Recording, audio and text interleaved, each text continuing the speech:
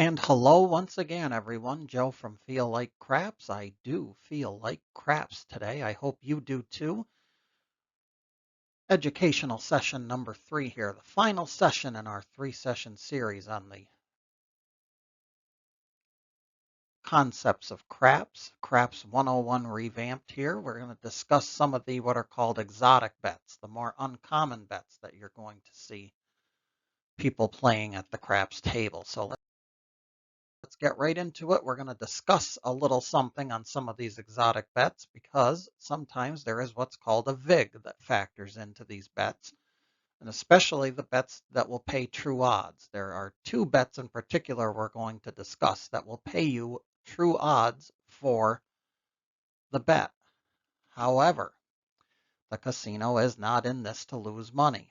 They're going to get a cut somehow.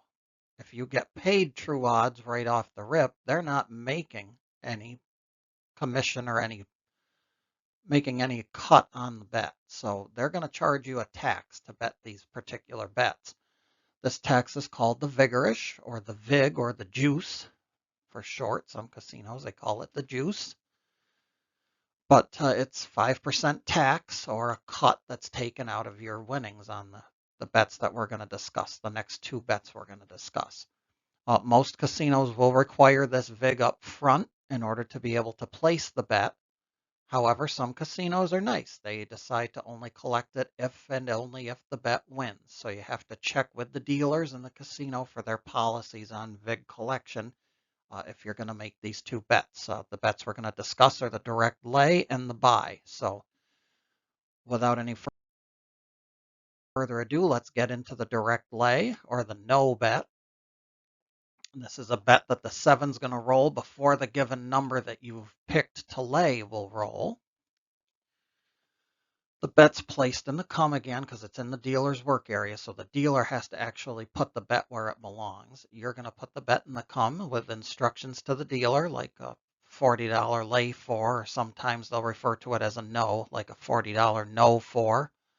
In this case, we've made, in the example to the right, a $100 no for, a $100 lay bet on the 4.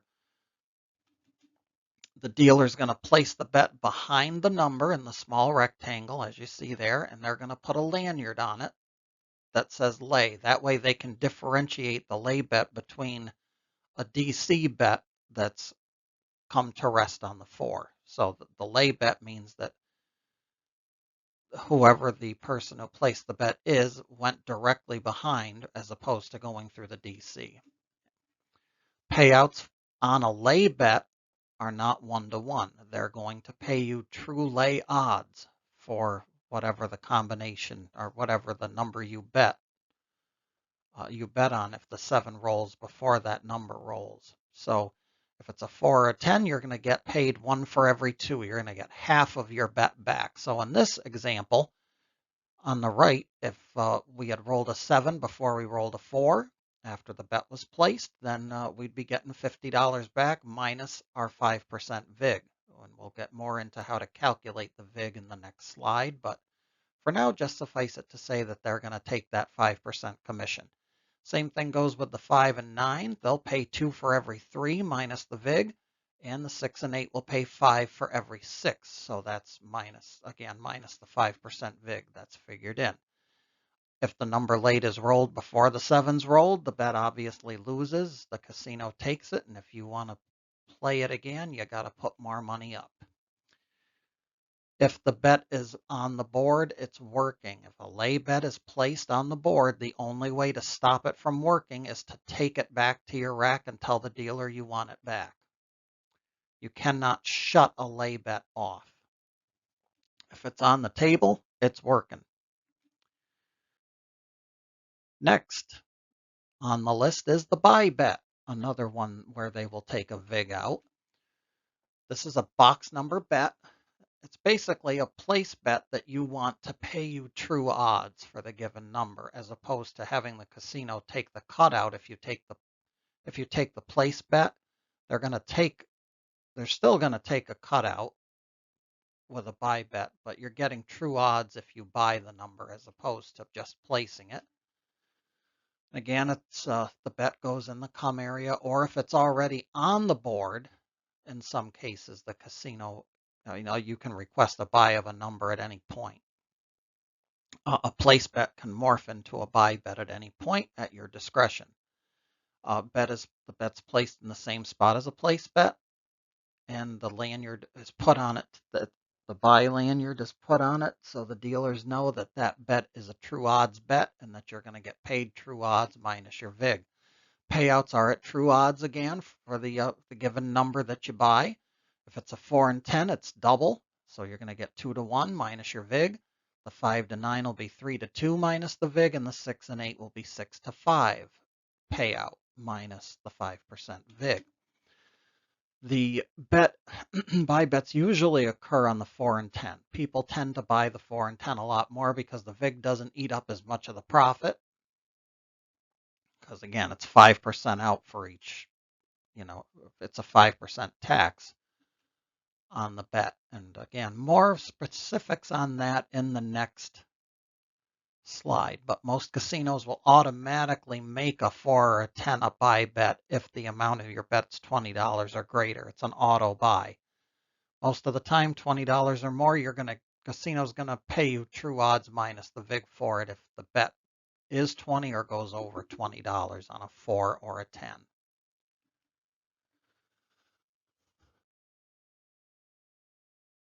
Let's clarify some stuff about vig payments and the buy and the lay, because they're calculated a touch bit differently. For the buy bet, it's a 5% casino cut, and it's based on the amount of your initial bet. So if you have a $20 bet out on a 4 and it's an auto buy, and the 4 rolls, you're going to get paid 2 to 1. You'll get paid $40 minus 5% of your initial bet, which was $20. So they're going to take $1 back for your tax, so to speak, and you're going to get a $39 payment. You'll owe them $1, they'll pay you $40, your net gain is $39. Quick trick on the 5% rule, it's $1 for every $20 you bet. If you bet $30, pray that the casino rounds it down when it comes to taking the vig. Some casinos will round it up rather, because it's to their advantage to do so. But every now and then you get the nice casinos who, will just collect it rounded down. So $30, you would still owe just $1 for your vig on a buy bet on a 4, for example. We've got some examples below. Speaking of that, a $20 buy bet on a 4. Look at that. It'll return $40, 2 to 1 minus your dollar vig, which is your 5% on your initial $20 bet. And that's 20 bucks, so the vig will be $1 in that case. And you're going to get $39 back. A $60 buy bet on a 6, however, for example, would return $70. 6 to 5 true odds minus $3 for the vig, because your initial bet was $60. So that's 3 units of 20. So that's going to be $1 per unit per se for $3 vig. And you're going to get $67 net profit when all is said and done in that case. For the direct lay, the calculation is a little different, and that is because it's a 5% casino cut, but you're playing with the casino. You're playing for the 7. So the casino's going to win. They're going to take 5% of your win on a direct lay as opposed to your initial bet. They don't care what the initial bet is. They're only going to consider how much you would win. And again, the quick trick, $1 for every $20 you would win, as opposed to not the $20 you would bet. And again, that's rounded down if the casino's nice. And some examples, a $40 direct lay on a 4 would return $20, 1 to 2 or half the bet, minus $1 vig. And that's again based off your win, not based off your bet. Direct lays, the vig is calculated on win. So there would be a $19 total win coming back to you, and a $70 direct lay on a 6. That would return $60, 5 for every 6. And again, you've got $60 win. So that's going to be a $3 vig. $1 for every $20 you won, and you'd get $57 net profit in total after all was said and done. But again, a lot of people get confused on that. Buy bets, it's the initial bet that gets the tax, and the direct lay, it's the win that gets the VIG. The VIG is calculated based on the amount of the win with a lay and the amount of the initial bet with a buy.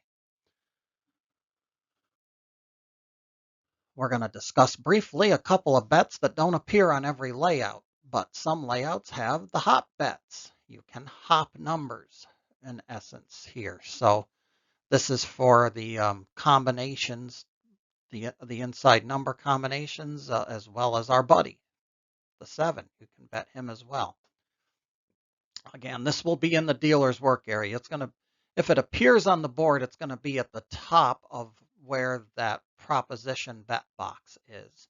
It's going to be on top of that, toward the top of the layout. So it is in the dealer's work area, and you would, again, place your bet in the come box with instructions to the dealer. Example, hop the 4-3. If you tell them to hop the 4-3, they're going to put your bet on that 4-3 combination that's in the upper left-hand side of this particular example. Hop the 7s would mean you want money to go $5 on each of the 7s, the 4-3, the 5-2, and the 6-1. So if you put $5 on each one and one of them comes through, you get 15-to-1 payment. Hey, not a bad deal. Hop the 8s essentially would mean you want both the hard and the easy way 8s as a hop bet. Again, not on every standard craps board. And then again, it's a one roll bet that the given combination will roll on the next roll. If it doesn't roll, it doesn't win and it doesn't stay. The casino gets to take the bet. Payouts are as follows for each grouping. The 7s, the 4-3, 5-2, and 6-1, they pay 15-to-1 if they roll on the next roll. If you have a hot bet on any of the hard ways, they're going to return 30-to-1 for any hard way combination. And any easy way combination is going to net you a 15-to-1 return on a hot bet. These are used oftentimes as a hedge on a come-out roll against a 7. If you want to hop the 7s on a come-out and you're on the pass line, or you got some other bets that might be adversely affected by a 7, then might be to your advantage to throw a couple hop bets out there for the come-out just to hedge your bet. Also, if you're laying the 4 or laying the 10 on a come-out roll, it might be advantageous to hop a hard 4 or a hard 10, or hop the easy 4 or easy 10, or hop the 10 combinations just in case you end up with rolling the number on a come out. That way you cover yourself somewhat depending on what your bets were. But be very, very careful about hot bets because you can get carried away with them. If a shooter is rolling a particular number a lot, hot bets can be used to capitalize on this. But again, it's one roll. It's a one roll deal. If it doesn't win, the casino takes the money right away. The pit boss comes out and says, grab the money. So it can be lost more frequently than it's gained. So bet wisely, as always, especially with hot bets. And again, they're not on every craps layout that you see. The standard ones that you buy for your home or to play in a home situation probably aren't going to have the hot bets on them. They're probably also not going to have the next bets that we're going to discuss, and that would be the ATS, the all, tall, small, the ATS bet. Again, this is not on most of the common everyday craps layouts that you see, especially if you want to buy like one of the craps mats like we have at this channel to roll our strategies on. The ATS isn't on that particular layout that we have, and it's as is the hop bets. There are no hop bet layouts either. No, I should say no hop bet display on the craps mat that we have here at Feel Like Craps for our craps rollouts. But most casinos now do have both the ATS and the hot bets available on their layouts. Again, this is in the dealer's work area, so we got to place the bet in the come box with instructions to the dealer. Most people will take a $5 bet and split it up. $2 on the small, $1 on the all, $2 on the tall. The bet can be made if and only if the puck is off. It has to be an initial bet. You're placing this. You can't go in the middle of a game and say you want to be on it. That's not how this bet works. It works, you bet it at the beginning when the game is initially starting before we have a point. For the all, that's a bet that a given shooter will roll all 11 numbers. We don't want the 7 in one game. So as long as the puck is on and we don't roll a 7, if we hit all 11 numbers, the all will win and it will pay 176 to 1. So that's nice payout. $1 will get you 176. The tall is a bet that a given shooter will roll at least the 8, 9, 10, 11, and 12 in one game. That will pay 35 to 1. And the small, the bet that the given shooter will roll the lower numbers, the 2, 3, 4, 5, and 6 during the course of a game. And that will pay 35 to 1. Again, the 7 will kill it at any point. As the shooter rolls each number, the dealers mark each number circle on the layout. You see all the numbers are in circles up there. They have a marker for every number. And as the numbers are rolled, they get covered with the marker. So that way they keep track and they know which ones rolled and if somebody hit an all tall or a small. A 7 at any time will cause these bets to lose, and that includes the come-out roll. If the come-out roll is a 7, the ATS goes bye-bye too. And the markers will be removed on the numbers in the event of a 7 and get ready for the next game with the next shooter.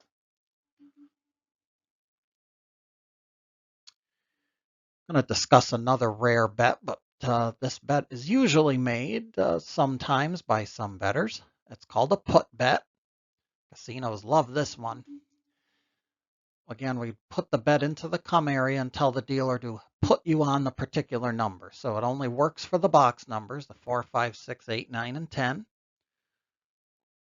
For example, you'd put the money in the come bar and you'd say, put me on the 8. Well, in that case, the dealer will put your bet automatically inside the number box, just like it had been in the come, except, however, it wasn't in the come initially. It didn't use the come area or the come bet to get to where it is. So it's just going directly on a number.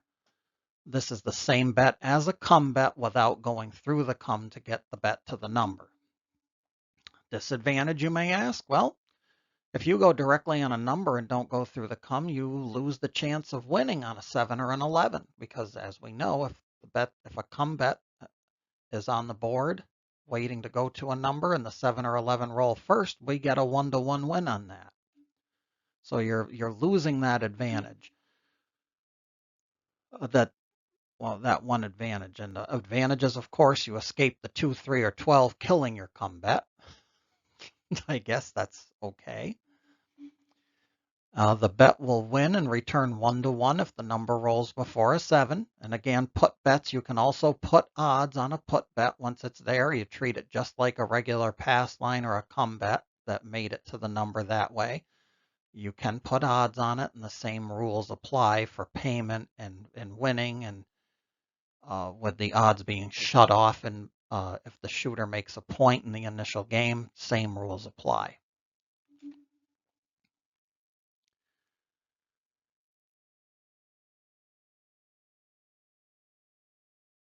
Some parting notes and notes on etiquette to round us out here. Always keep the bets in your work area in a straight line in front of you. Very important. This way the dealer knows which bets are your bets when it comes time to get paid. When you shoot the dice, two things. Make sure that they hit the back wall on the opposite side of the table that you're shooting from. Because if the dice don't make it to the back wall, or if you overshoot and one or both of the dice go off the table, you're going to be asked to re-roll once again. So bear that in mind. When you hear the dealer shout dice are out, that's your cue that the shooter has the dice and is ready to send them down the table. So get your hands high, get your body out of the way. No heads or hands in the way. Because if there's interference, if the dice are interfered with because of your hands or your head being where they shouldn't be, then the shooter's going to have to re-roll, and you're not going to be much appreciated by the other people at the table. So bear that in mind. And once again, we cannot stress it enough. Never, ever, ever refer to that whole number between 6 and 8 by its name when you're at the craps table.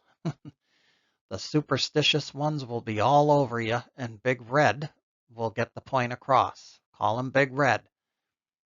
And that will make the superstitious people at the craps table somewhat happier that you didn't use that number. Ladies and gentlemen, this is the end of our final session on the ins and outs of the game of craps. And congratulations, you're now educated in the ways of craps. And again, I would like to thank each and every one of you for checking out the video.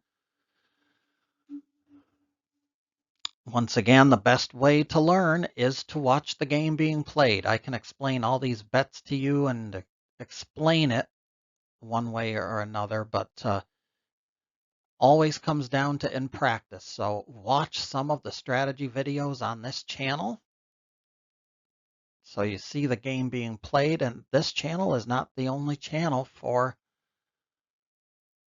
the game of craps. There are plenty of other excellent craps channels out there to see how different people play the game and how different people bet with different strategies. And it's amazing the amount of information and amount of knowledge that is out there on YouTube with all the different people who have craps channels. I'm not the only one, so go check some of the other ones out too. And again, any questions or comments, leave them as replies. I will do my best to get back to you, or to at least acknowledge your response in some way, and do my best to answer any questions. And as always, like and subscribe for content updates. Ladies and gentlemen, it's been a pleasure.